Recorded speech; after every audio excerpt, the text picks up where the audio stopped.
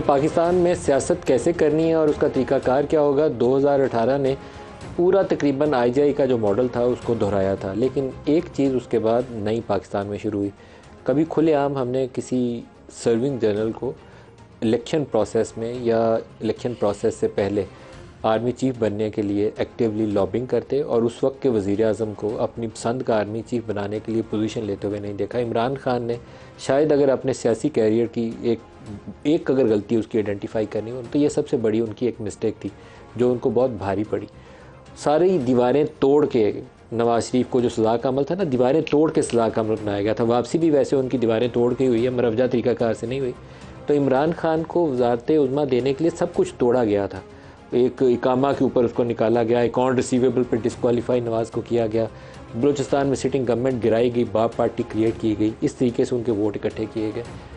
लेकिन लड़ाई डाली किस बात के ऊपर कि ये DGISI मेरी पसंद का है और ये अगला आर्मी चीफ होगा। DGISI का रोल वो अब PTI के लोग खुद अपनी ज़बानी कंफर्म कर रहे हैं। जुल्फ़ी बुखारी का एक इंटरव्यू है, मैं उसका एक हिस्सा आपको दिखाना चाहूँगा। जनरल फैज़ जारी बात है वो बनना चाहते थे चीफ अवामी स्टाफ, तो जो भी उनका डिसीजन होगा या जो भी उनकी इत्तलात होगी या जो भी उनकी इंटेलिजेंस होगी, that is going to be manipulated. जब जनरल फैज़ साहब DGI भी थे तो जारी बातें इंटेलिजेंस उनके पास है सारी, वो इस्तेमाल रह जा रहे थे खान साहब के अपने मौके के लिए होते हैं, या खान साहब हो या कोई और हो उस वक्त, क्योंकि जारी बात है कि उस जनरल की भी ख्वाहिश है कि वो सबसे हाईएस्ट पोजीशन पे पहुंचे।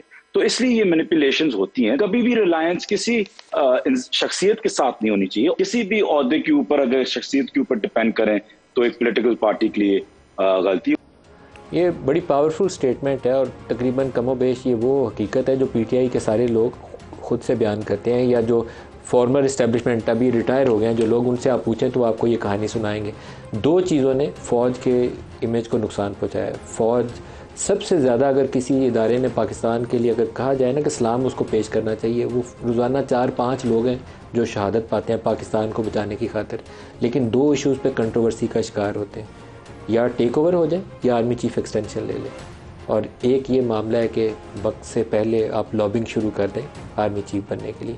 इनसे अगर वो गुरेज करें, पॉलिटिक्स के अंदर इंटरफेरेंस से गुरेज करें, तो कोई बंदा नहीं है पाकिस्तान में जो उनको सलाम नहीं करेगा।